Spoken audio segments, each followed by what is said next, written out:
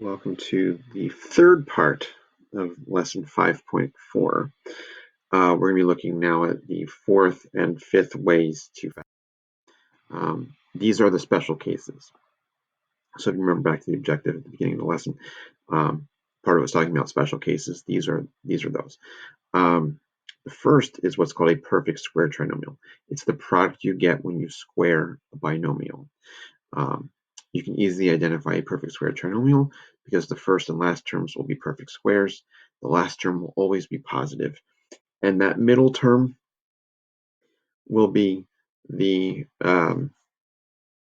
product of the square roots of the first and the third terms doubled. Okay, so let's talk about what that actually means in practice. So this looks like a regular old trinomial, and you could, with this one certainly, just what multiplies 25 and adds a negative 10, right? B, C, and D would be the Mudd's method style. So yes, you could do Mudd's method with these.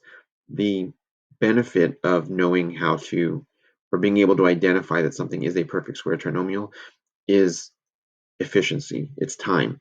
It's also less steps that you have to make a mistake. So the first thing you look for when you look for three things. First is the first term a square? X squared is. Is the last term a square? It's 25. So if you can say yes to both of those things, then you'll check the middle term. If you say no to either of those, then it's just a regular trinomial that you need to factor either by unfoiling like A or Mudd's method like B, C, and D because of that coefficient up front. If you can say yes to both those being squares, then you identify the middle term. Is the square root? Well, if it's a perfect square, it has a square root. So square root of x squared is x. 25 is a perfect square, so it has a square root. Its square root is 5. If I multiply x and 5 together, I get 5x. If I double it, I get 10x. If that matches the middle term, then you're good. It's okay that this one's minus. That just means that you're going to have x minus 5 as your factor, and then you square it. That's it. So x minus 5 times x minus 5 equals x squared minus 10x plus 25. And again, I got that simply by just doing those steps. So let's look at part B. Is 64x squared a perfect square? Yes, it is, because 64 is a perfect square. Its square root is 8x. Is 1 a perfect square? Don't forget, 1 is a perfect square, and its square root is 1. If I multiply 8x and 1 together, I get 8x. If I double it, I get 16x. So again, you're good. That means this is a perfect square. Because that's minus, your factor will have subtraction. It'll be 8x minus 1 squared. So you could do Mudd's method with this. Notice how I got the answer without writing anything, right? Obviously, it's easier, it's faster, less opportunity to make mistakes by identifying that's a perfect square. So could you get the right answer by doing Mudd's method with this? Yes. And will I give you credit on a test? Well, since we're virtual, I'm not going to see how you do it anyway. But even if this was a written test, I'm still giving you credit for doing Mudd's method and getting the answer here, because the right answer is the right answer. However, if you can identify that it's a perfect square, like we're learning in this part of the lesson, it's just going to save yourself time and effort. Let's look at part C. All right, is 25x squared a perfect square? Yes, it is. Its square root is 5x. Is 81 a perfect square? Yes. Its square root is 9. If I multiply 5x and 9 together, I get 45x. Doubling it, I get 90. Because this is plus here, this time the factor is plus. So 5x plus 9 times 5x plus 9. If you multiply them back together, you would get what you started with. All right. Why don't you try part D? You know what? It's kind of hard for me to pause it on this. So let's just work it out together, and you'll have plenty to try on your own. Is 4x squared a perfect square? Yes, and its square root is 2x. Is 9 a perfect square? Yes, and its square root is 3. Multiplying them together, you get 6x. Doubling it, you get 12x. Since that matches that, That's all you have to do. What will make this harder is when these get mixed in with all the other ones, and and it's not just like all of them are perfect squares and you need to identify it. All right, but that was one of the special cases. The other special case is what's called a difference of squares. It's an expression of the form a squared minus b squared, and there will never be a linear term. So there's two terms. A difference means subtraction, and squares implies both are perfect squares. So is that the case with x squared and 64? Yeah, they're both squares and in subtraction, right?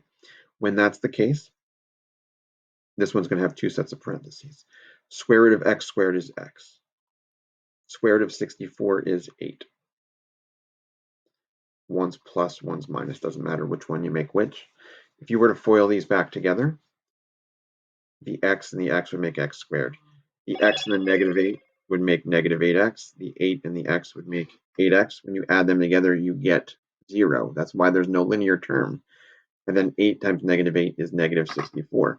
And the reason why this has to be a difference is because these signs need to be opposites to make those middle terms cancel out. So when you multiply the numbers together, or whatever the second term is together, they will always be opposites. So a positive and a negative will always multiply to a negative.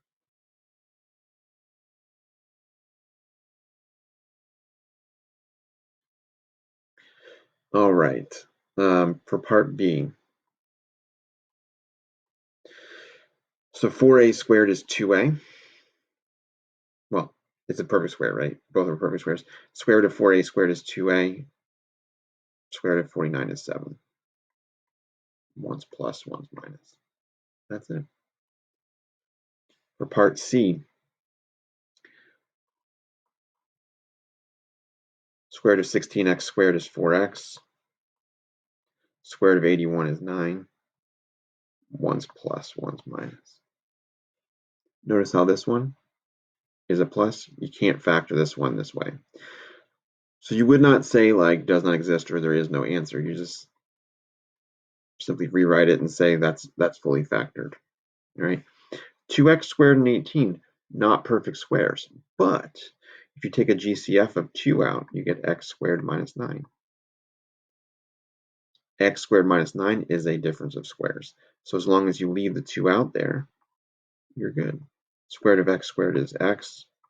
Square root of 9 is 3. One's plus, one's minus.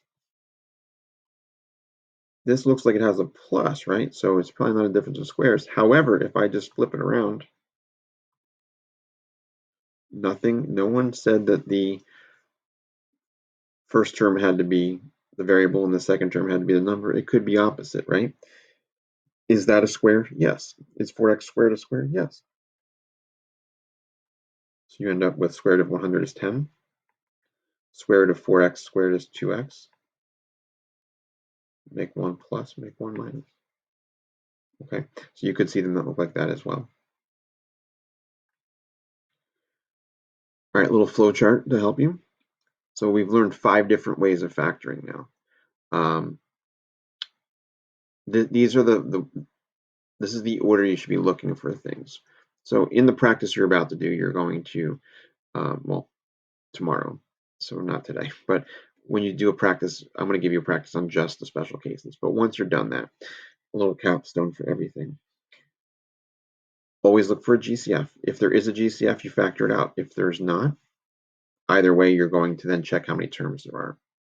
If there's 3 terms, well, basically your options are 3 or 2. If there's 3 terms, then you look for a leading coefficient. If there's not, then you simply unfoil it. If there is a leading coefficient, then you can check, is it a perfect square trinomial? That's one of the special cases we just did. If it is, it's easy. You just factor it the way we talked about. If not, that's when you're stuck doing the MUDS method. Okay.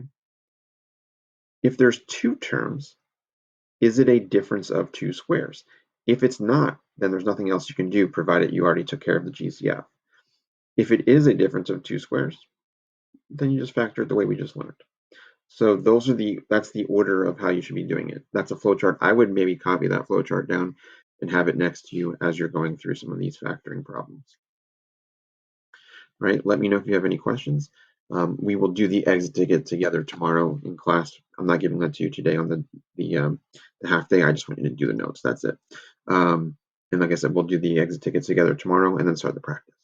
All right, but reach out if you have any questions.